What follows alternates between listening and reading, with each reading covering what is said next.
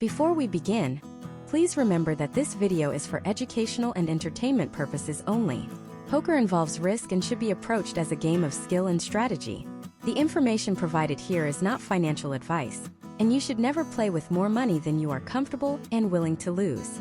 Please be aware of the laws regarding poker in your local jurisdiction, and always play responsibly. You sit down at the table. The green felt is smooth, the chips are stacked, and the energy is electric. The dealer shuffles the cards with a crisp, hypnotic rhythm. You feel a mix of excitement and, let's be honest, a little bit of terror. The first two cards slide in front of you. You peek. It looks okay, you think. Before you can even decide, the player to your left slides a stack of chips forward and says, "Straddle." The player next to them immediately says, "I'll re-raise on the button." The person across from you mutters something about being pot committed with a gut shot.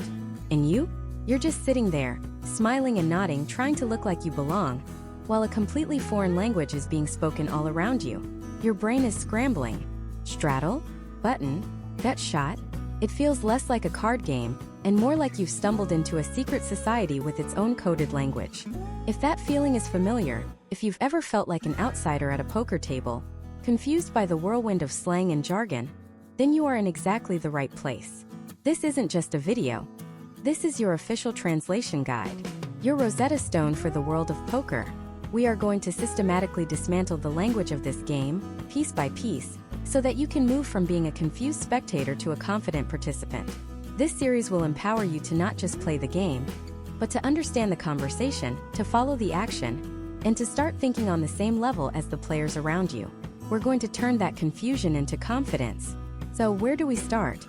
We start with the absolute foundation, the anatomy of a single hand of poker.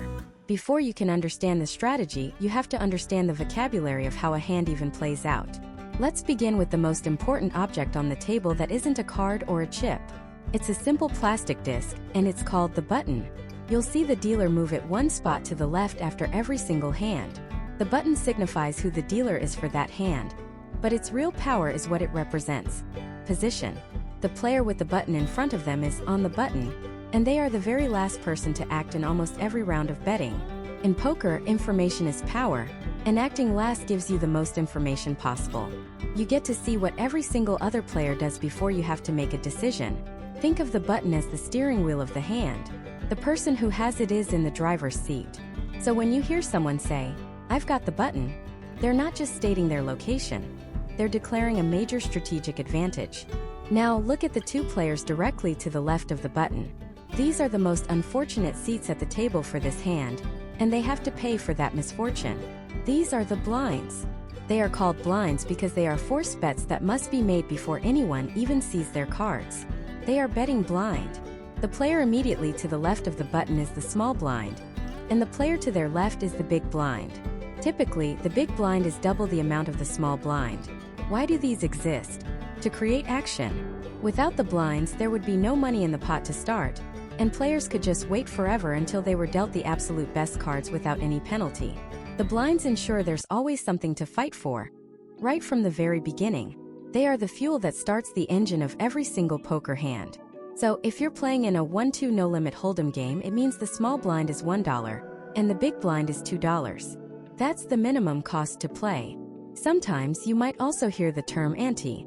An ante is different from a blind. It's a small mandatory bet that every player at the table has to put into the pot before the hand begins. It's more common in tournaments to speed up the action, but the principle is the same. It sweetens the pot and encourages more play. Okay, so the button is in place, the blinds are paid, and the dealer has pitched two cards to every player. Now the action begins. This is where you need to know the basic verbs of poker, the choices you can make when it's your turn to act. The first and simplest action is to check. Checking means you choose not to bet. You are essentially passing the action to the next person. You can only check if there has been no bet made in the current round. If the player before you bets, the option to check is gone. Think of it as saying, "I'm not ready to put money in right now, but I'm still in the hand. Let's see what you do." It's a passive information gathering move. But what if you want to be the one to apply the pressure? Then you bet. A bet is the very first wager of a betting round. By betting, you are setting the price for everyone else who wants to continue in the hand. They now have to respond to your action. You might be betting because you have a very strong hand and you want to build a bigger pot. Or you might be betting because you have a very weak hand and you want to make everyone else think you have a strong hand, hoping they'll fold. This is a bluff. Either way, making a bet is how you take control. Now let's say someone before you has made a bet. You look at your cards and you want to stay in the hand. Your option here is to call. A call is simply matching the amount of the bet made by your opponent. If someone bets $10, you put $10 in the pot to call. You're paying the price of admission to see the next part of the hand unfold. It's the most straightforward way to continue. But what if just matching the bet isn't good enough? What if you have a monster hand? Or you want to apply maximum pressure? Then you raise. A raise means you not only match the current bet, but you increase it. For example, if someone bets $10, you could say, "I raise," and make it $30. Now the original bettor and everyone else has a new, much more expensive decision to make. They have to put in an additional $20 just to call your raise. Raising is an aggressive, powerful move. It says, "I'm not just here to play, I'm here to take charge of this pot." Finally, there's the most common action in poker, and arguably the one that saves you the most money, and that is to fold. Folding is surrendering. You push your cards face down towards the dealer, and you are out of the hand. You forfeit any money you've already put into the pot, but you also don't have to risk a single chip more. New players often hate to fold. Feels like giving up. But folding is not a sign of weakness. It is the single most important tool for survival and long-term success. Great players fold constantly. They know when their hand is beat, and they live to fight another day. Learning what hands to fold is just as important as learning how to bet. So we have the setup, the button and blinds, and we have the actions check, bet, call, raise, and fold. These actions happen in distinct phases, or as they're known in poker, streets. The first round of betting, which happens after everyone gets their first 2 private cards, is called pre-flop. This is because it happens before the flop comes.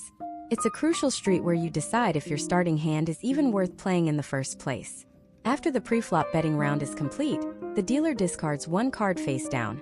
This is called the burn card, and then deals 3 cards face up in the middle of the table for everyone to share. This is the flop. These 3 community cards can dramatically change everything. A mediocre starting hand can suddenly become a powerhouse, and a great starting hand can become worthless. After the flop is dealt, another round of betting occurs, starting with the first active player to the left of the button. Once that round of betting is done, the dealer burns another card and deals a single 4th community card. This is called the turn, or sometimes 4th Street. The turn can complete draws, bring scary-looking cards, and once again, shift the balance of power. Another full round of betting takes place. Finally, after the betting on the turn is complete, the dealer burns 1 last card and deals the 5th and final community card. This is the river, or 5th Street. This is it. All the cards are out. There will be no more chances to improve your hand. The river is where the biggest pots are often won and lost, and it's followed by one final climactic round of betting. It's called the river because in the old days of poker on Mississippi riverboats, it was often the card where a cheater might be discovered and, according to legend, be sent down the river. So to recap the flow of a hand, it starts pre-flop, then comes the flop, then the turn, and finally the river. Each street is separated by a round of betting where you'll use those core actions: check, bet, call, raise, or fold. And that's it. That is the fundamental language and structure of a single hand of no-limit Texas Hold'em. You now understand the role of the button, the purpose of the blinds, the 5 basic actions you can take, and the 4 streets that make up a hand. You've just built the foundation upon which all other poker knowledge rests. You're no longer just nodding along. You're starting to understand the conversation. And in the parts to come, we're going to build on this foundation, moving from the basic structure of a hand to the hands themselves, and all the colorful, brilliant slang that comes with them. So let's start with the 5 fundamental actions, the 5 words that form the entire vocabulary of a poker hand. Every single thing that happens, every dramatic swing, every soul-crushing defeat, and every triumphant victory is built on the foundation of these 5 simple choices: check, bet, call, raise, and fold. They seem basic, and they are, but understanding their interplay is like learning the difference between a random collection of notes and a symphony. Let's imagine the action is on you. The dealer is looking at you, the other players are looking at you. What can you do? Your first possible action, and often the most misunderstood, is the check. To check is to pass the action to the next player without betting. It is only an option if no one before you in the current betting round has made a bet. Think of it as saying, "I'm not ready to commit any chips right now. I'll pass the decision to you." It's a neutral action. It can signal weakness, like you have nothing and are hoping to see the next card for free. Or it can be a trap, a quiet moment of coiled-up aggression waiting to be sprung later. But on the surface, a check is simply a tap on the table, a verbal check. That keeps your chips where they are and moves the spotlight to the person on your left. Now let's say the player to your right doesn't check. Instead, they slide a tower of chips into the middle. They make a bet. Suddenly, the option to check is gone. It has vanished from the universe of possibilities for this round. You are now facing a bet, and you have three new choices. The first, and arguably the most important decision in poker, is to fold. To fold is to surrender. You push your cards face down towards the dealer, relinquishing any claim to the pot. The hand is over for you. You will lose any chips you have already put in. For beginners, folding can feel like giving up, like a failure. But for experienced players, folding is a weapon. It's the primary tool you have for survival. Poker is not about winning every hand. It's about minimizing your losses on your bad hands and maximizing your wins on your good hands. Folding is the art of damage control. It's recognizing that your hand is likely beaten, that the price to continue is too high, and that your chips will be better spent on a more favorable opportunity down the road. Every chip you save by making a good fold is a chip you can use to apply pressure later. A great player probably folds more than you think. They are not there to gamble. They are there to make calculated decisions, and often the best calculation is to live to fight another hand. But what if you don't want to fold? What if you look down at your cards, you look at your opponent's bet, and you think, "I might have this"? Your second option is to call. To call is to match the bet. If your opponent bets $50, you put $50 in the pot.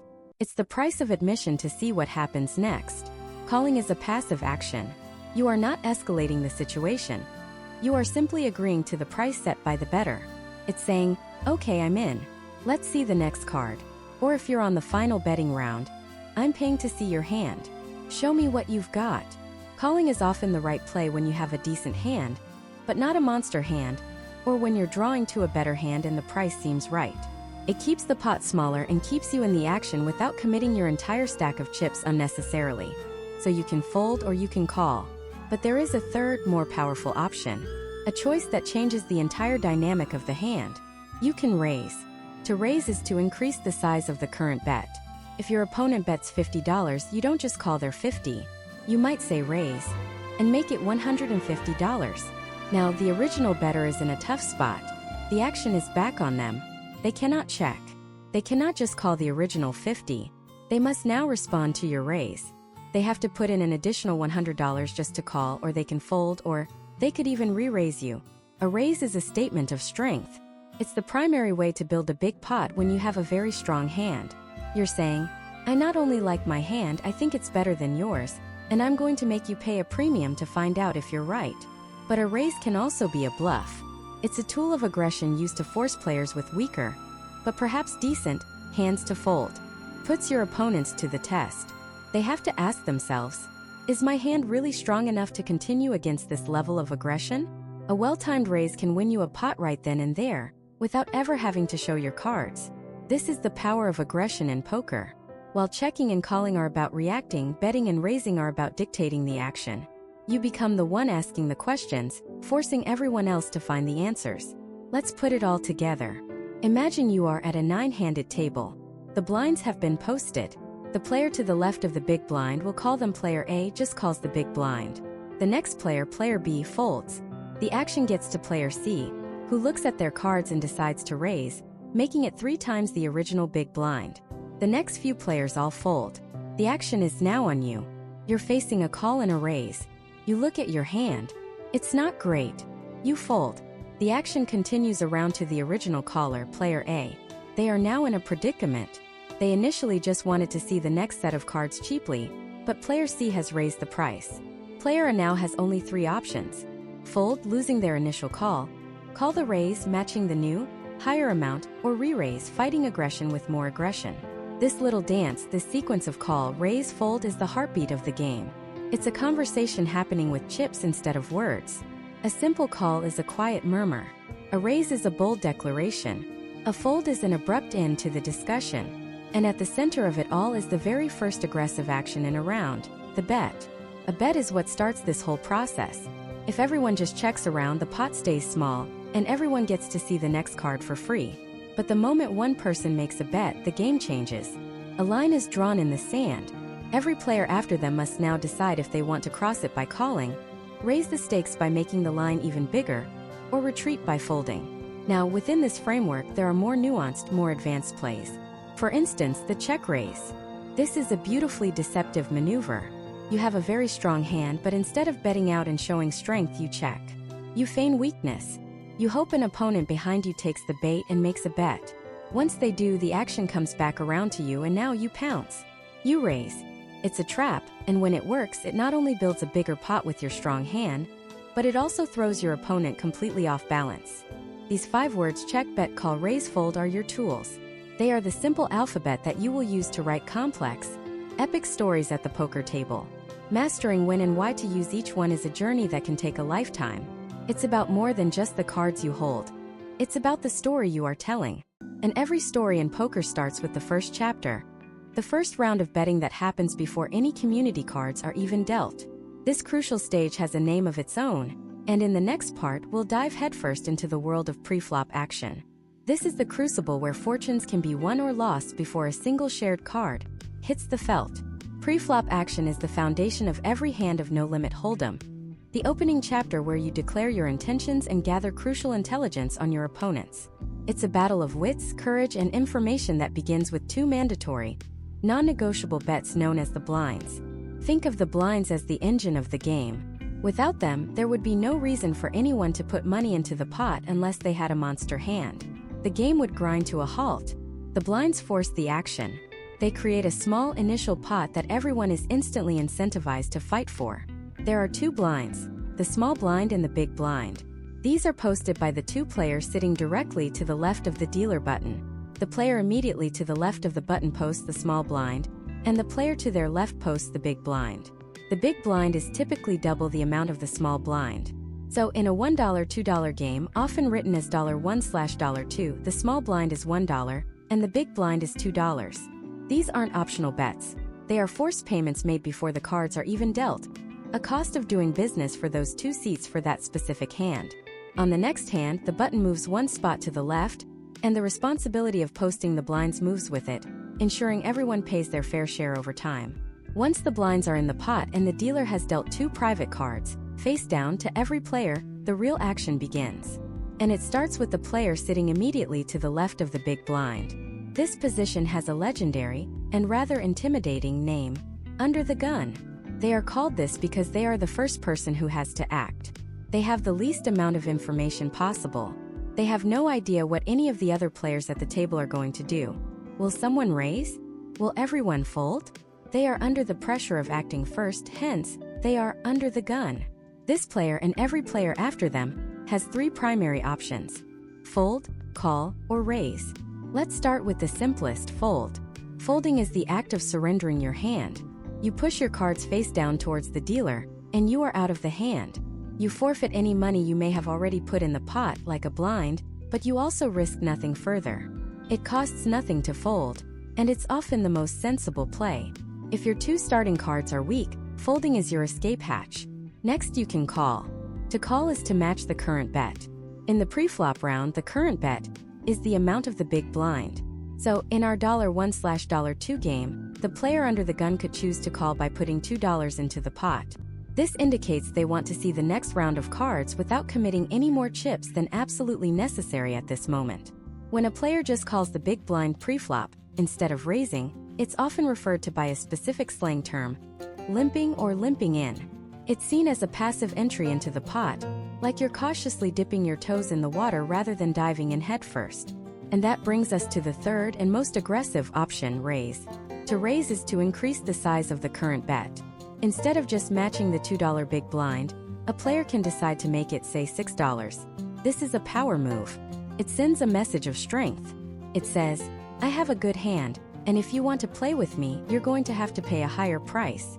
A standard opening raise in many games is often around 2.5 to 3 times the big blind. So in our $1/$2 game, A common raise would be to $5 or $6. When you raise, you put pressure on everyone else at the table. They can no longer simply limp in for $2. They now have to decide if their hand is strong enough to call your $6, or perhaps even re-raise you. This leads us to a critical piece of poker vocabulary: the 3-bet. This term confuses a lot of beginners, but the logic is simple. The big blind is considered the first bet of the round. It's a forced bet, but a bet nonetheless. The first player who voluntarily raises is making the second bet, or the 2-bet. Though nobody really calls it that, they just call it a raise. So, if another player after them decides to raise again, that is the 3rd bet in the sequence. It's a re-raise, more commonly and professionally known as a 3-bet. Let's walk through it. The big blind posts $2, that's bet number 1. A player in middle position raises to $6, that's bet number 2. Now the action gets to a player in a later position who looks down at a very powerful hand. They don't want to just call the $6. They want to apply maximum pressure and build a bigger pot. So they re-raise to $18. This action is the 3-bet. It's a major show of force, a declaration of war in the pre-flop battle. And it doesn't have to stop there. The betting can continue to escalate. If the original raiser decides to re-raise the 3-bet, that's called a 4-bet. And if the 3-better re-raises them again, that's a 5-bet, and so on.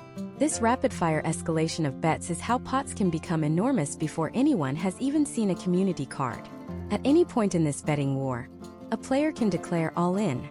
This is exactly what it sounds like. It's the ultimate commitment. A player pushes their entire stack of chips into the middle of the table. They are betting everything they have in front of them on the strength of their 2 cards.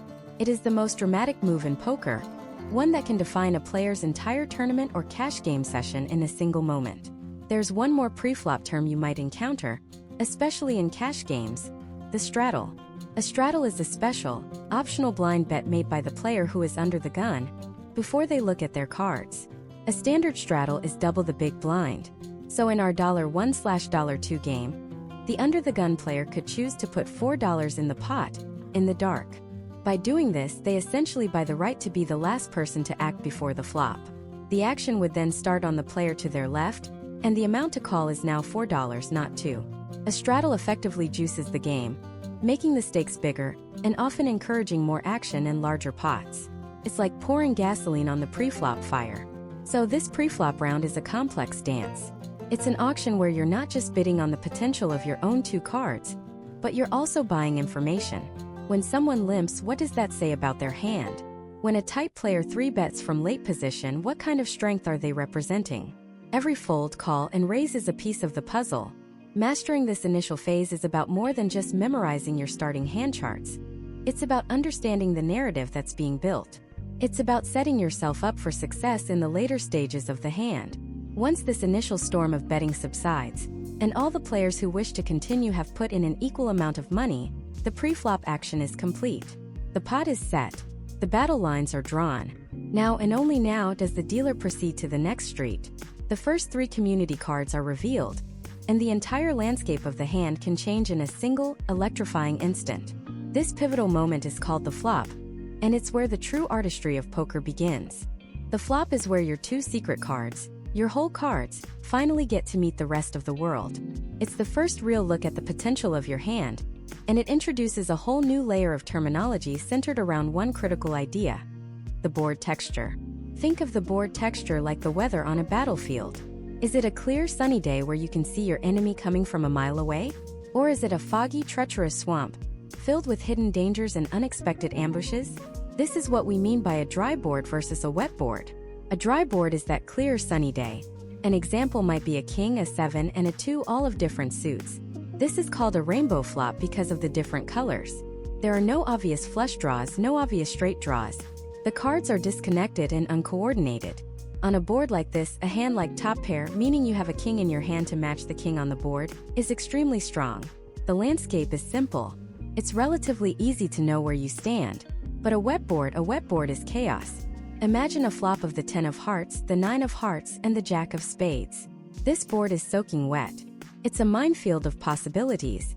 Someone could already have a straight with a queen and a king. Someone could be on a flush draw if they hold 2 more hearts. Someone could be on a straight draw, a flush draw, or both. This is called a combo draw. one of the most powerful drawing hands in poker. On a wet board, even a strong hand like 2 pair can feel vulnerable, because so many cards that could come next could complete an opponent's hand and crush yours. Learning to read the board texture, to distinguish the dry from the wet, the safe from the dangerous, is one of the first great skills you'll develop. We also describe the board by its suits. A rainbow flop, as we said, has 3 different suits. A two-tone flop has 2 cards of the same suit, like a king of spades, an 8 of spades, and a 3 of hearts. This immediately introduces the possibility of a flush draw. If you have 2 spades in your hand, you now have 4 spades total and are just 1 spade away from making a flush, a very powerful hand. If the flop comes with 3 cards of the same suit, say the ace, queen, and 6 of diamonds, that's a monotone board. This is a huge red flag. The chance that someone already flopped a flush is very high, and you have to proceed with extreme caution. Finally, we look at how the cards are connected. A flop like Jack 10-9 is highly connected. It's screaming straight possibilities. A flop like Queen Queen 4 is called a paired board. This is another game changer. Why? Because it means anyone holding a queen in their hand now has 3 of a kind. And anyone holding a 4 now has a full house if they also have a pair of 4s in their hand. A paired board completely changes the rank of possible hands. So the flop is down. You've analyzed the texture. Now what? You have to determine if you've hit the flop or missed the flop. This leads to 2 fundamental categories of hands at this stage: a made hand and a drawing hand. A made hand is exactly what it sounds like. You've already made a legitimate hand. A pair, 2 pair, 3 of a kind, a straight, a flush. It has immediate value. If the flop is ace 9-4 and you're holding ace king, you've made a hand. You have top pair, top kicker. Top pair means you paired the highest card on the board. Top kicker means your second card, the king, is the highest possible kicker to go with that ace. If someone else also has an ace but their other card is a queen, your king kicker means you win. It's a small detail that wins enormous pots. On the other side, you have a drawing hand or a draw. This is the heart of poker's excitement. A draw is a hand that is currently weak, maybe just ace high with no pair, but has the potential to become a monster if the right card comes on a later street. The most common draws are flush draws and straight draws. We've touched on the flush draw. For cards of the same suit, you're drawing to 1 more to make your hand. Straight draws are a bit more nuanced. There are 2 main types. The best kind is an open-ended straight draw. Let's say you have an 8 and a 7 in your hand, and the flop comes 6-9 king. You have 6, 7, 8, 9. You can hit a 5 on either side or a 10 on the other side to complete your straight. You have 8 possible cards or outs. That will make your hand. That's a strong draw with a lot of potential. The weaker cousin is the gut shot straight draw or belly buster. Imagine you have the same 8 and 7 but the flop is 6-10 king. Now you have 6, 7, 8, 10. You need the 1 card in the middle, the 9, and only the 9 to make your straight. You have only 4 outs instead of 8. Knowing the difference between an open-ended draw and a gut shot is crucial for making good decisions about how much money you're willing to put into the pot. With all this new information, another round of betting begins, starting with the first player to the left of the dealer button. And this is where one of the most common and most important plays in modern poker comes in. The continuation bet or C-bet. The continuation bet is when the player who was the aggressor before the flop, the one who did the last raise, continues that aggression by betting on the flop, whether they hit the board or not. It's a power play. It's a way of telling a story. The story is, I was strong before the flop, and this flop has now made my hand even stronger, so you should probably fold. It puts immense pressure on opponents. If you were the pre-flop raiser and the flop comes ace-king 4, making a C-bet is almost automatic. It looks like you probably have an ace or a king. But what if you raised with queen-jack, and the flop comes ace-king 4? You miss completely. You have nothing. Many players will still make a continuation bet. They are representing a strong hand, even though they don't have one. This is a bluff. It forces their opponents to make a tough decision. Do they believe the story? A well-timed C-bet can win you pots right there on the flop, without ever having to show your cards. Responding to a C-bet also has its own terminology. If you call the bet, you're just calling. But if you call, even with a relatively weak hand, with a specific plan of trying to outplay your opponent on a later street, that's called floating. You're not calling because you have a strong hand now, you're calling to see what your opponent does next. You're essentially floating along, waiting for a moment of weakness to take the pot away. And what if you're the one who hits the flop in a massive way? The flop comes 9-9-2. and you're secretly holding the other 2 nines in your hand for 4 of a kind. The last thing you want to do is make a huge bet and scare everyone away. This is where you might slow play. Slow playing, also known as trapping, is when you play a monster hand passively. You might just check, or just call your opponent's bet pretending to be weak. You are laying a trap, hoping your opponent will keep betting into you, building the pot so you can win the maximum amount of money on a later street. It's a deceptive and often highly effective strategy. The flop is an explosion of information and strategic depth. It's where pre-flop plans either come to fruition or crumble into dust. It's where players define their hands, tell their stories through betting, and try to decipher the stories of their opponents. Once this round of betting is complete, every player who hasn't folded is now invested, committed, and focused on one thing. The bets are in, the pot has grown, and everyone who is still in the hand holds their breath. One more card is about to be dealt, a single card that can make or break dreams. This next card is called the turn, and it's where the pressure truly mounts. This fourth card, dealt face up next to the flop, changes everything. It's the moment where possibilities either narrow into sharp focus or explode into a chaotic web of new outcomes. After the flop, you were betting on potential. On the turn, you're often betting on what feels like destiny. The pot is bigger, the stakes are higher, and the information is clearer. This is where good players separate themselves from the amateurs, because they understand the new landscape that this single card creates. Let's talk about what can happen here. The best case scenario is that the turn card is exactly what you were hoping for. If you were on a draw, this is the card that completes it. You had 4 hearts and were praying for a 5th? Boom, the turn is the ace of hearts. You now have the nut flush, the best possible hand of that type. You had an 8 and a 9 and the flop was 10 jack 2? If that turn card is a queen, you've just hit the straight you were chasing. This is called making your hand, or hitting your draw. When this happens, your entire strategy shifts. You go from being the aggressor trying to push people out, or the hopeful caller, to being the trapper. Now your goal isn't to win the pot right away. It's to extract the maximum value from your opponents who don't realize they are now hopelessly behind. But poker is a cruel game. For every dream card that hits, there's a nightmare card that can crush your soul. And the turn is often where those nightmares are born. This brings us to one of the most brutal terms in poker: drawing dead. This is a situation where no card left in the deck can give you the winning hand. You could be chasing a flush, needing one more spade to make your hand. You feel confident. You call a big bet. The turn card comes, and it's a card that gives your opponent a full house. You don't know it for sure, but you are now drawing dead. Even if that beautiful spade comes on the final card, your flush will lose to their full house. Every dollar you put into the pot from this point forward is lost. It's like running a race where you don't realize you've already been lapped, and the finish line is a mirage.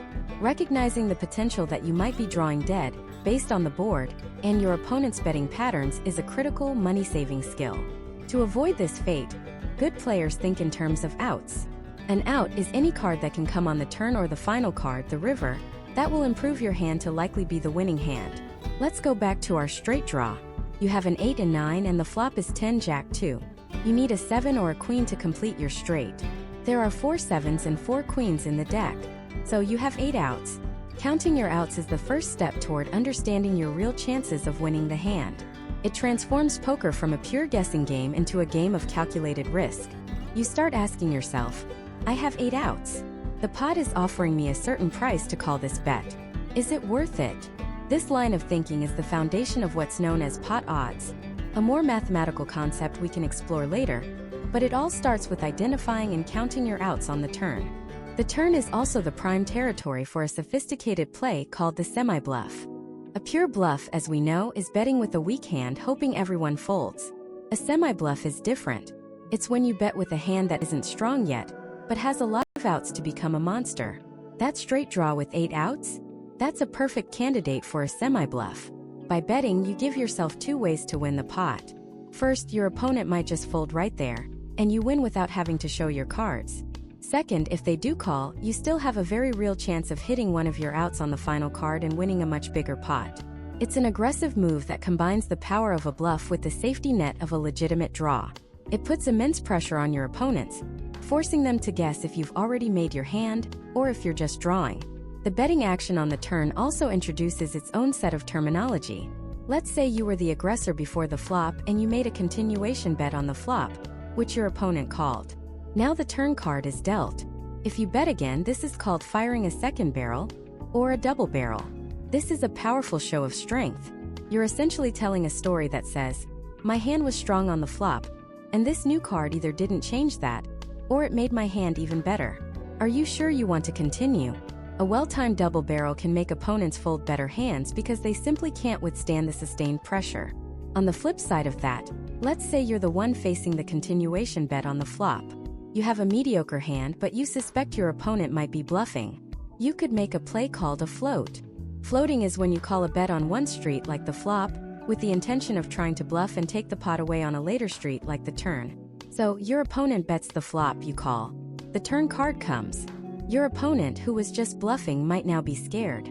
They might check to you, showing weakness. Now you spring the trap. You make a bet, representing that the turn card helped you, and they, having given up, will likely fold. It's a subtle, advanced play that turns your opponent's aggression against them. But perhaps the ultimate power move on the turn is the check raise. This is a deceptive and highly aggressive tactic. Imagine the action is on you.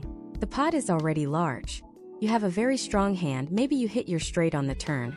Instead of betting out and potentially scaring your opponent away, you check, feigning weakness or uncertainty. You're baiting a trap. Your opponent sees your check as an invitation to bet, perhaps as a bluff to steal the pot. As soon as they bet, you pounce. You don't just call, you raise. And not just a small raise, but a significant one. The check raise completely flips the script. Puts your opponent in a terrible position. They were just trying to take a stab at the pot, and now they are facing a massive re-raise, forcing them to question everything. It's a move that can win huge pots and psychologically devastate an opponent. So, as you can see, the turn is far more than just a fourth card. It's an inflection point. It's where draws are made or missed. It's where bluffs are continued with a second barrel, and where heroes are made with a well-timed float or check raise. The information is nearly complete, and the picture of who has what becomes dramatically clearer. After this round of betting concludes, the pot has often reached a critical size. The players who have made it this far are committed. They've invested a significant portion of their chips, and there's no easy way out. All the bluffs, the semi-bluffs, the slow plays, and the aggressive bets have led to this final moment of truth. Only one card remains to be seen. A single card that will finalize the hands and decide the fate of this massive pile of chips in the middle. This final fateful card is known as the River. The River. It's a name that carries weight, a sense of finality. In Texas Holdem, this is the fifth and final community card dealt face-up on the board. There are no more cards to come. No more draws to hope for. The hand you have right now, combined with the 5 cards on the board, is the best hand you will possibly make. This is the moment where bluffs are caught, where monster hands get paid off, and where dreams of hitting that one perfect card either materialize in a triumphant splash of chips or evaporate into thin air. After the River card is revealed, one final round of betting begins, starting with the first active player to the left of the dealer button. This is arguably the most psychologically intense street in all of poker. Every piece of information is now available. Every bet, every check, every hesitation from the previous rounds culminates in this final decision. And the bets made here have their own special character. Let's imagine the player who was chasing that flush draw. The River card is the ace of spades, the 4th spade on the board. They've hit it. They now hold the nuts, the absolute best possible hand. They cannot be beaten. Their goal now is simple: extract the maximum amount of chips from their opponent. To do this, they'll make what's called a value bet. A value bet is a bet made with the intention of being called by a worse hand. It's not a bluff, it's the opposite. You are so confident you have the best hand that you are essentially daring your opponent to pay you to see it. The art of the value bet lies in its sizing. Bet too small and you leave money on the table. Your opponent might have happily called a larger bet. Bet too large and you risk scaring them away. If they have a moderately strong hand, but not a monster, a massive bet might signal too much strength and force them to fold. Finding that perfect amount, just enough to look tempting, just enough to make them think you could be bluffing, is a skill that separates good players from great ones. You want them to talk themselves into calling. Maybe he missed his draw, they'll think. Maybe he's trying to push me off a better hand. That's the sweet spot. Now let's flip the script. What about the other player? The one who started with pocket kings and was leading the whole way. The board now has 4 spades. Unless he has the king of spades, he does not have a flush. His 2 kings, which looked so powerful just a minute ago, are now incredibly vulnerable. He likely has the worse hand. If his opponent bets, his only logical move is to fold. But there is another option, a move born of pure audacity.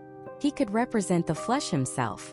He could make a large bet, hoping to convince the player with the actual flush that he is the one with the stronger hand, causing them to fold. This is a bluff. A bluff is a bet or raise made with a hand that is unlikely to be the best. It is an act of deception, an attempt to win the pot not by showing down the best cards, but by forcing everyone else to discard theirs. Bluffing is the heart and soul of poker's mystique. It's what makes it a game of skill and nerve, not just a game of luck.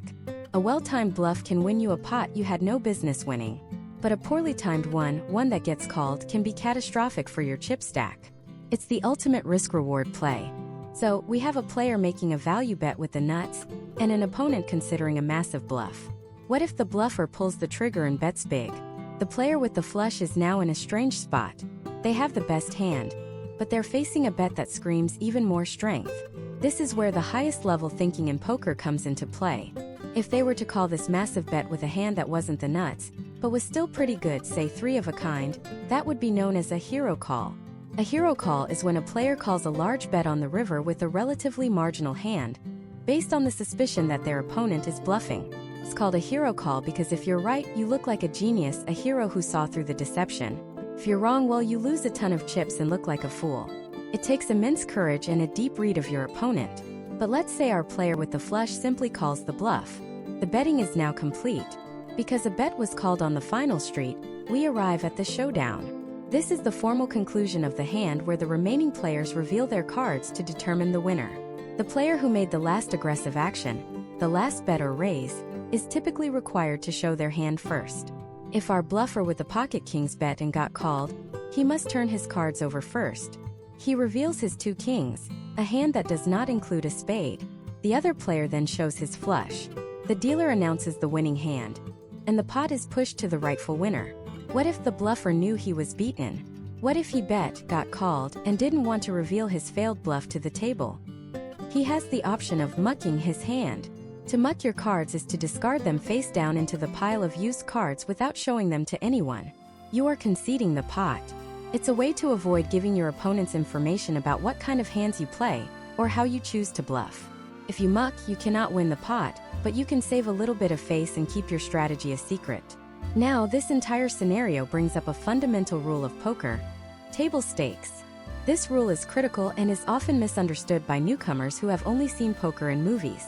Table stakes means that a player can only bet the amount of chips they have in front of them at the beginning of a hand.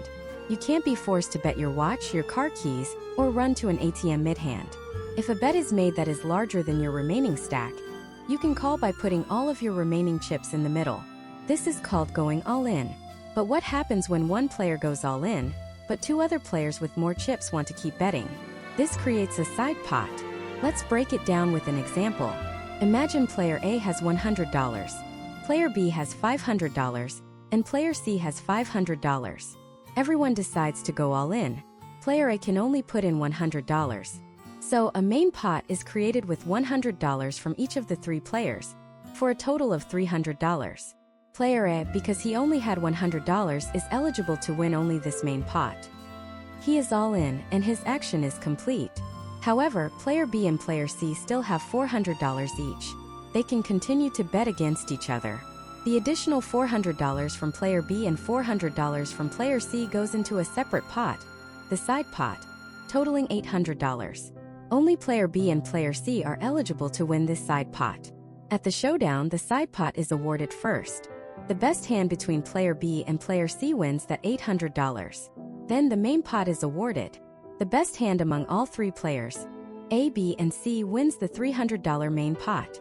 It's entirely possible for one player to win the side pot, and a different player, including the all-in player, to win the main pot. It's the game's way of ensuring fairness when players have different stack sizes. The pot is pushed, the chips are stacked, but the game is far from over.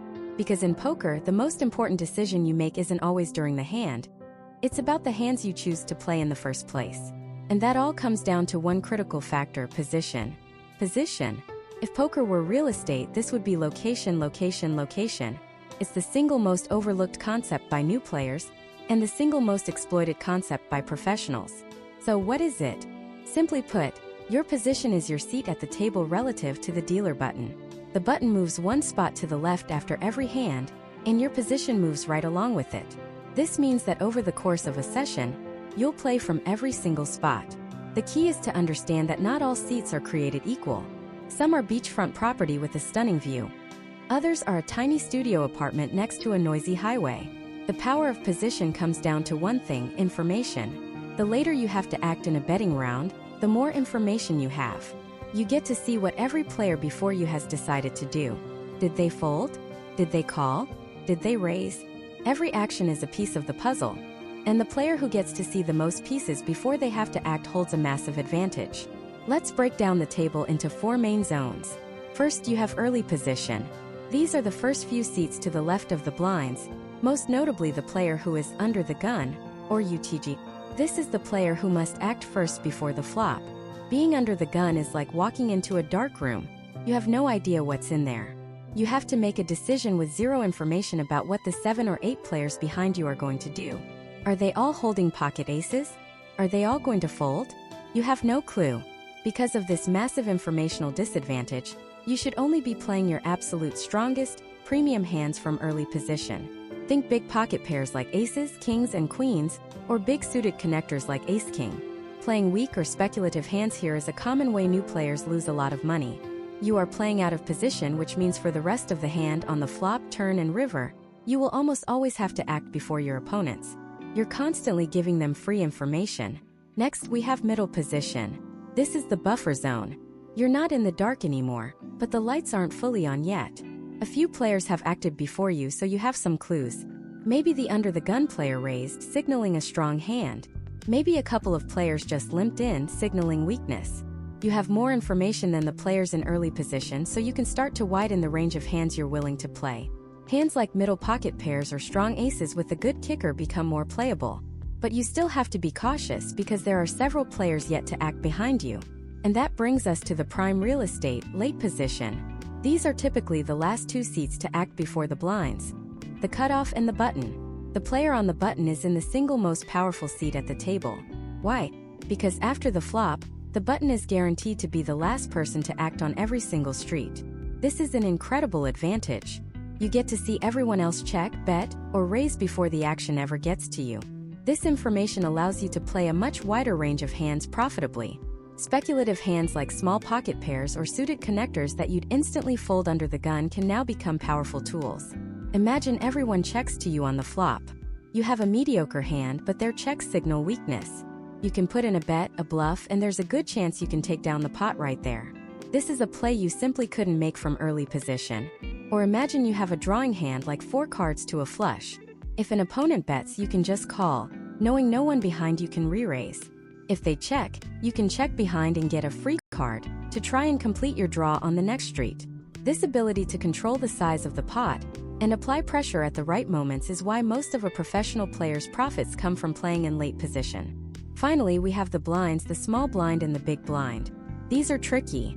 Pre-flop, they are the last to act, which seems good. You get to see what everyone does. If no one raises, the small blind can just call for half a bet, and the big blind can check and see a flop for free. This is called defending your blind. However, the blessing becomes a curse after the flop. From the flop onwards, the blinds are the first to act. They go from being in the best position to the worst. This makes playing from the blinds incredibly difficult. You're often enticed into playing a weak hand because you've already put money in the pot, but then you're forced to play the rest of the hand out of position, at a huge informational disadvantage. To make this crystal clear, let's tell a story of 2 players with the exact same hand. Ace-Jack of spades. Our first player, let's call him Alex, gets this hand under the gun at a 9-handed table. It looks like a great hand, an ace and a jack, and they're suited. He decides to raise. The player next to him re-raises. Now what? Alex is in a terrible spot. This re-raise, a 3-bet, suggests a very strong hand, likely better than his ace-jack. And he still has 6 more players to act behind him. Any one of them could wake up with an even bigger hand.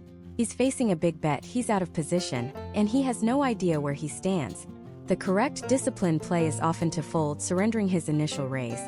He played a strong hand, but his position made it weak. Now let's give that same ace-jack of spades to our second player, Bella, who is on the button. The action folds around to the player in middle position, who makes a standard raise. A couple of players fold. The action is on Bella. Her situation is completely different from Alex's. She only has the 2 blinds to worry about behind her. She sees a single raise from a middle position player. This gives her a world of options. She can just call or flat, and see a flop in position, keeping the pot small. She can re-raise a 3-bet to try and isolate the original raiser and take control of the hand. Let's say she just calls. The flop comes down ace-high with 2 spades. The original raiser, who has to act first, bets. Now Bella, with top pair and a flush draw, is in a fantastic spot. She can just call again, letting her opponent continue to bluff, or she can raise to put maximum pressure on him. She is in complete control. She has the same 2 cards as Alex, but because of her position, her hand is infinitely more powerful and easier to play. This is the essence of positional awareness.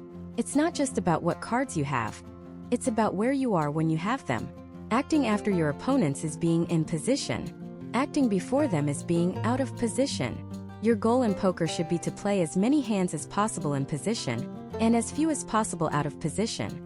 This single principle will fundamentally change how you approach the game. You'll start folding that questionable hand under the gun without a second thought, and you'll start seeing opportunities from the button that you never knew existed. You're no longer just playing your cards. You're playing your seat. You're using information as a weapon. So the next time you sit down at a table, pay attention to where that little white disc is. That button isn't just a marker. It's a compass pointing towards potential profit. Understanding its power is the first major step from simply knowing the rules of poker to actually starting to play the game well. Now that you understand the critical importance of where you are, the next logical question is, what should you be playing? The answer isn't a simple list of hands. It's a dynamic strategy that changes dramatically based on your position, your opponents, and the flow of the game.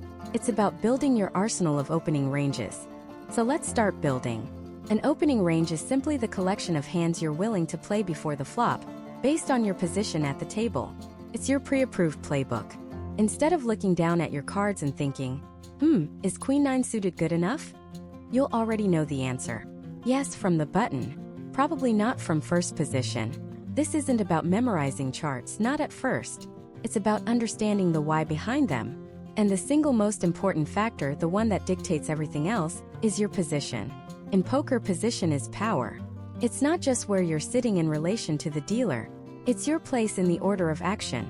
The later you act in a betting round, the more information you have.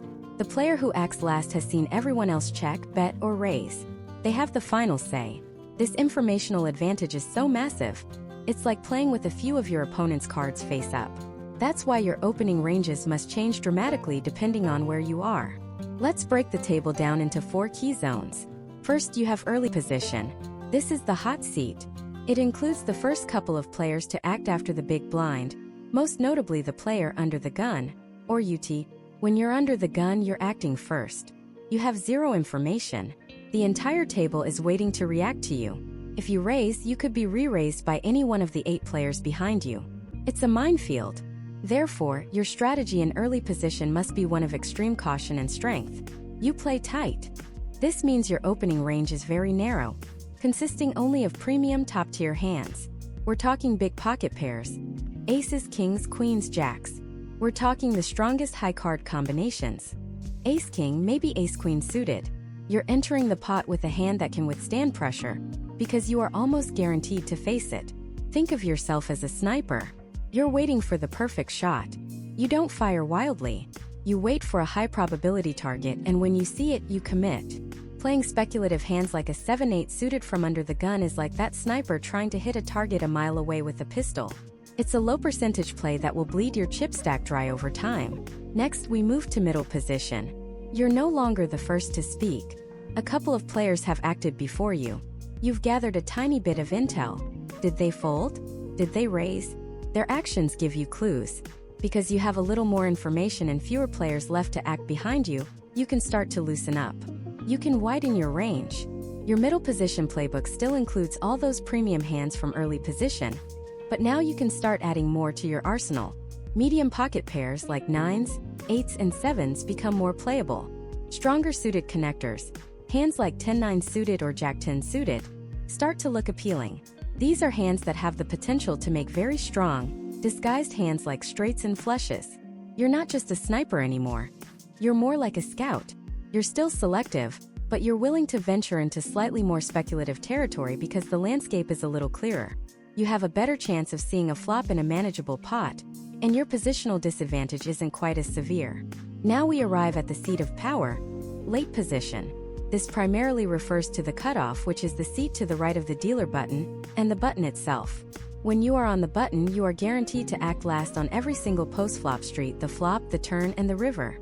This is the most profitable seat at the table, and it's not even close. That informational advantage we talked about? You have the maximum amount of it. You've seen the entire table act. You know who's shown strength and who's shown weakness. This power allows you to play a huge number of hands profitably. Your opening range here becomes incredibly wide. You're not just playing the premium hands anymore. You're playing a vast array of suited cards, connecting cards, and even some weaker aces. Why? Because you can use your position as a weapon. This is where the term steal comes into play. When the action folds to you in late position, and you just have the blinds left to act, a raise is called an attempt to steal the blinds. You're not necessarily raising because you have a monster hand. You're raising because your opponents are in the worst positions, the blinds, and will be forced to fold a majority of their hands. You're using aggression and position to pick up the small pot uncontested. From the button, you're no longer the sniper or the scout. You're the commander of the table, dictating the flow of the action and applying maximum pressure. Finally, we have the most unique and challenging zone. The blinds. This is the small blind and the big blind. You are the last to act pre-flop, which seems good, but it's a trap. If you decide to play, you will be first to act on every subsequent street. You will be out of position for the entire rest of the hand, which is a massive disadvantage. However, you also have a built-in incentive to play. You've already put money into the pot involuntarily. This is especially true for the big blind. If it folds to the small blind who just calls, or if someone makes a small raise, the big blind is often getting very good pot odds to call. Pot odds are the mathematical ratio of the money in the pot to the cost of your call. If there's a lot in the pot and it costs you very little to continue, it can be correct to call with a very wide range of hands, even though you'll be out of position. Playing from the blinds is a delicate balancing act. You have to defend your blinds to avoid being run over by aggressive late position players. But you also have to be cautious not to get trapped playing weak hands out of position. Your strategy here is less about proactive opening and more about reactive defense. You're in the trenches, forced into the action, and you have to pick your battles very, very carefully. So, you see, your starting hand is only one piece of the puzzle. A hand like King-Jack offsuit is an automatic fold in early position, a potential raise in middle position, and an absolute no-brainer raise on the button. The cards themselves never changed, but their value skyrocketed as your position improved. This is the foundation of solid pre-flop poker. It's not about what your hand is, it's about what your hand can do from where you're sitting. Mastering these positional ranges is the first giant leap from simply playing your cards to actually playing poker. It's the difference between gambling and applying a strategy. But this is just the first decision in a long chain. You've used your position to carefully select a hand and you've raised. An opponent calls. The dealer lays out the first 3 community cards. The flop. Suddenly, your perfect pre-flop plan collides with reality. Your pocket aces are now staring at a board with 3 cards of the same suit, and your opponent is betting hard. What do you do now? Your pre-flop strength might mean nothing if you can't navigate the board. Reading that texture, understanding how it connects with your hand and your opponent's likely range, that's the next battlefield. And this battlefield has a terrain, a landscape that changes with every card. We call this the board texture. This isn't just a random assortment of 5 cards. It's a story being told, and your job is to read it faster and more accurately than your opponents. Let's start with the most fundamental distinction. Is the board wet or is it dry? A dry board is one with little to no coordination. Think of a flop like King 7-2, all of different suits. This is a poker desert. There are very few possible straights or flushes. On a board this dry, strong hands are obvious and rare. A pair of kings is a monster. A set of 7s is practically invincible. But most hands completely miss. If you were the aggressor pre-flop and you see a dry board, it's a green light. Why? Because the chances your opponent connected with that board in any meaningful way are very low. This is the perfect landscape for a continuation bet, or C-bet. A c-bet is a bet you make on the flop specifically because you were the pre-flop raiser. You are continuing the aggression you showed before the flop. On a dry board, a c-bet says, I raised pre-flop, suggesting I have a strong hand like ace-king or a big pair. This king on the board likely helped me. Did it help you? Probably not. Fold. And very often they will. Now let's wade into the opposite. A wet board. This is a board teeming with possibilities. A flop like Jack of Hearts, 10 of Hearts, and 8 of Spades. This is a poker jungle, full of hidden dangers. Someone could already have a straight. Someone could have 2 pair. And multiple players could be on flush draws or straight draws. On a board this wet, your pre-flop advantage shrinks. Your simple pair of aces is suddenly vulnerable. A c-bet here is much riskier. You're betting into a board that could have hit multiple opponents' hands in multiple ways. Betting here is like walking into that jungle and shouting, I'm here. You might just get ambushed. Wet boards force you to play more cautiously and to think critically about what your opponents might be holding. Board texture has other dimensions too. Is the board paired? A flop of queen-queen-4 changes everything. The possibility of someone having trips or a full house skyrockets. A monotone board where all 3 flop cards are of the same suit, like all spades, screams flush draw. Any player with a single spade in their hand now has a draw to the nuts. A rainbow board, by contrast, is one where the flop cards are all different suits, making an immediate flush impossible. Understanding this texture is step 1. Step 2 is using it to decipher your opponent's actions and plan your own. We talked about the c-bet, the standard play for the pre-flop aggressor. But what if you weren't the aggressor? Let's say you just called a raise from the big blind, and the flop comes down. The pre-flop raiser, who is supposed to bet, checks. Now the action is on you. If you bet now, this is called a probe bet. You are essentially probing for information. Their check signals weakness. Your probe bet asks the question, you didn't c-bet, so you probably don't like this flop. How much do you not like it? Do you dislike it enough to fold to my bet? Now let's flip it. What if you're out of position, meaning you have to act first, and you decide to bet into the pre-flop raiser before they even have a chance to make their c-bet? This is a donk bet. It's named this way because for a long time it was considered a donkey or foolish play. The logic was, why would you bet when the aggressor is likely to bet for you, allowing you to potentially check raise? But the donk bet has evolved. It can be a clever way to seize control of the hand, to throw your opponent off their game, or to get value for a strong hand on a board you think they might check behind. This brings us to one of the most powerful moves in post-flop poker, the check raise. You are out of position. You check. Your opponent, as expected, makes a bet, and then you spring the trap. You raise. A check raise is a massive show of strength. It turns the tables instantly, putting all the pressure back on the bettor. It can be used when you have a monster hand, a value check raise, or as a pure bluff, representing a hand that just hit the board perfectly. Facing a check raise is one of the most uncomfortable spots in poker. But what if you don't have a strong hand, but you suspect your opponent is c-betting with air? You can float. A float is when you call a bet on the flop with the intention of taking the pot away on a later street. Let's say you're in position. The board is dry. You have a mediocre hand, maybe just ace-high. The pre-flop raiser c-bets. You know they c-bet on these boards almost 100% of the time regardless of their hand. You call. This is the float. Your call says, I'm not folding to that bet. I might have something. The turn card comes. Now, your opponent, who was just bluffing on the flop, is in a tough spot. If they check, showing weakness, you can now bet and take the pot down. You used your position and your read on the player to win a pot you had no business winning. As the board develops, so does your hand. On the flop, your hand falls into one of 2 major categories: a made hand or a drawing hand. A made hand is one that is already strong, like a pair, 2 pair, or a set. Your goal with a made hand is usually to get value, to build the pot and get paid by worse hands. A drawing hand, or a draw, is a hand that is currently weak but has the potential to become very strong. The most common are a flush draw, 4 cards of the same suit, and a straight draw, 4 cards in sequence. With a drawing hand, your goal is to see the next card as cheaply as possible, or if the opportunity is right, to use your draw's potential as a backup plan for a bluff. The strength of your draw is measured in outs, the number of cards left in the deck that will complete your hand. For example, a standard flush draw has 9 outs. An open-ended straight draw, like holding 8-9 on a 10-7-2 board, has 8 outs, any jack or any 6. The holy grail of drawing hands is the combo draw. This is when you have both a straight and a flush draw at the same time. Imagine you have the 7 and 8 of diamonds, and the flop comes 6 of diamonds, 9 of diamonds, and a king of spades. You have an open-ended straight draw and a flush draw.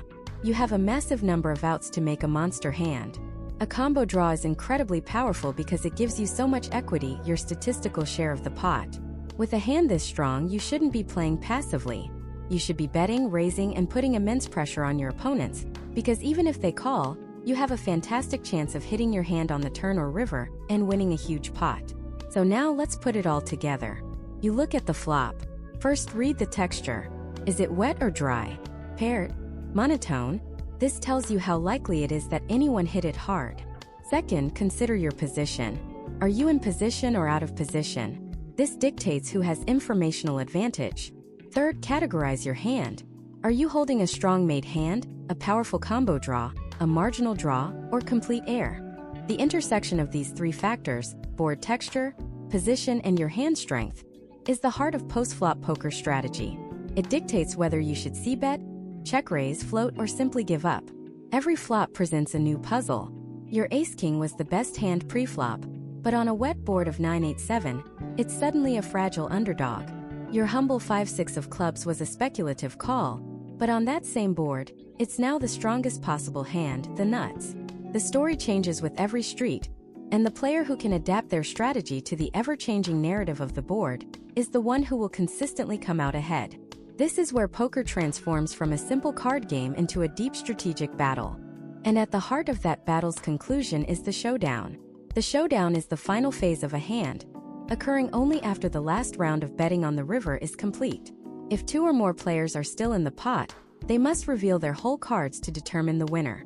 The player with the best 5-card poker hand, using any combination of their 2 whole cards and the 5 community cards, wins the pot. The order of showing hands is also important. The player who made the last aggressive action on the river, meaning the last person to bet or raise, is typically required to show their hand first. If there was no betting on the river, the player to the left of the button is the first to show. Now what if you get to the showdown, you see your opponent's hand and you know you've lost? You don't actually have to show your cards. In this situation, you can muck your hand. To muck is to discard your hand face down without showing it to the table. This is a crucial strategic move.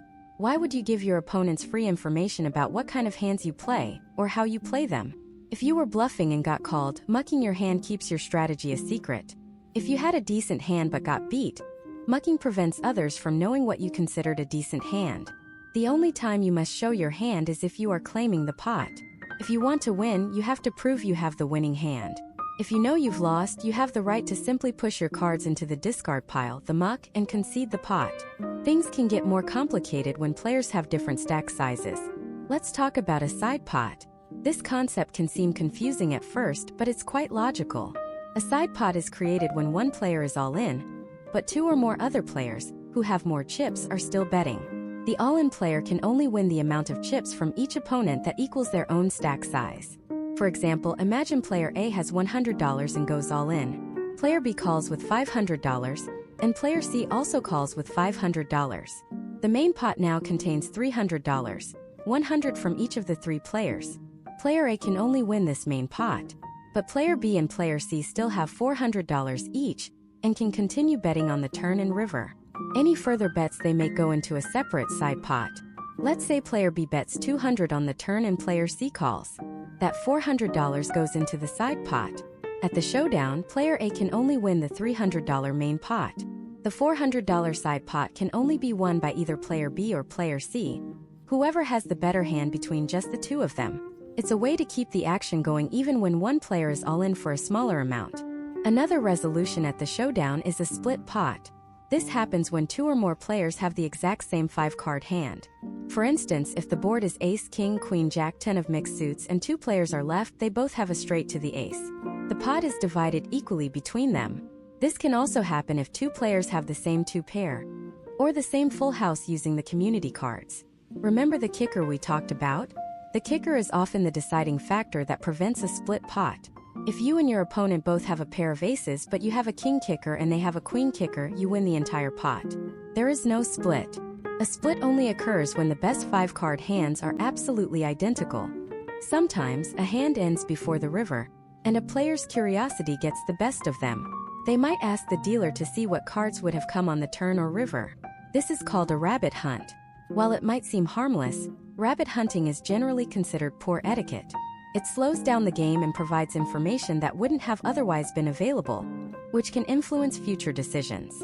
Most casinos and card rooms have rules against it. The hand is over. What would have been is irrelevant. The best players focus on the next hand, not the ghosts of cards past. Speaking of etiquette, it's vital to be aware of a deceptive practice called angle shooting. An angle shooter is a player who uses unethical, tricky, and often misleading tactics to gain an advantage, without technically breaking the written rules of the game. For example, a player might push a large stack of chips forward as if they are betting, hoping to see their opponent's reaction, and then pull them back, claiming they never announced a bet. Another common angle shoot is intentionally making an unclear bet to confuse opponents. Angle shooting is heavily frowned upon by the poker community. It violates the spirit of the game, which relies on a degree of sportsmanship and clear communication. Recognizing these tactics can help you protect yourself and avoid falling for them. Now, let's zoom out from the individual hand and talk about the most important concept for long-term play: bankroll management. Your bankroll is the total amount of money you have set aside specifically for playing poker. This is not your rent money or your grocery money. It is a fund dedicated solely to the game. Proper bankroll management means playing at stakes where you can comfortably withstand the natural swings of variance. If your entire bankroll is $200, sitting down at a table where the buy-in is $200 is a recipe for potential disappointment. A single unlucky hand could wipe you out. Instead, a common guideline is to have at least 20 to 30 buy-ins for the stake you are playing. This discipline protects you from going broke and allows you to play your best game without fear. It's the foundation of a sustainable and less stressful poker experience. When that bankroll takes a hit, it can lead to a dangerous mental state known as tilt. Tilt is a poker term for a state of mental or emotional confusion or frustration, in which a player adopts a less than optimal strategy, usually resulting in over-aggressive play. Losing a big pot, especially in an unlucky way, can trigger tilt. A player on tilt might start playing hands they shouldn't, bluffing recklessly, or calling huge bets just out of frustration. It is the single most destructive force in poker, responsible for more players losing their bankrolls than anything else. Recognizing when you are starting to feel emotional and having the discipline to step away from the table is one of the most advanced skills in the game. The event that most often triggers tilt is a bad beat. A bad beat is a situation where a player with a very strong hand that is a massive statistical favorite to win ultimately loses to an opponent who catches a lucky card on the turn or river. Imagine you have two aces and your opponent has two sevens. You both go all in before the flop. You are over an 80% favorite to win. But the board comes out with two more sevens, giving your opponent four of a kind. That is a classic bad beat. They are painful, they feel unfair, but they are an inevitable part of the game. Every poker player experiences them. The key is to understand the math, accept the variance, and not let it send you on tilt. Finally, it's important to distinguish a bad beat from a cooler. A cooler is a situation where two or more players have very strong hands, and it's nearly impossible for them to avoid losing a significant amount of chips. It's not about one player getting lucky.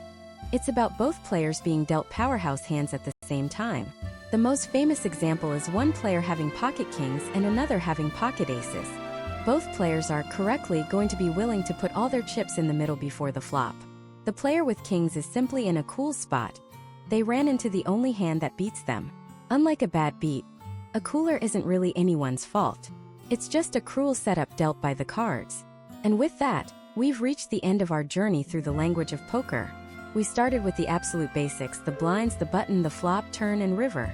We moved through the actions you can take, from checking and betting to raising and folding. We explored the concepts of position, the importance of the kicker, and the art of the bluff. We've defined the terms that give this game its strategic depth: pot odds, implied odds, equity, and the texture of the board. And finally, we've touched upon the crucial metagame skills of bankroll management and the psychological discipline needed to handle bad beats, coolers, and tilt. Learning this vocabulary is like being handed a key. It doesn't just let you talk the talk. It unlocks a deeper understanding of the strategy, the psychology, and the beautiful complexity of the game. You can now follow a televised poker hand, listen to commentary, or read a strategy article and understand the narrative being told. You have the foundation to not just play the cards you're dealt, but to think critically about every decision you and your opponents make. Poker is a game of incomplete information, a puzzle with moving pieces, and this language is your toolkit for solving it. The journey of learning poker never truly ends, but by mastering its terminology, you've taken the most important first step. You're no longer just a person with cards. You are now a player in the game.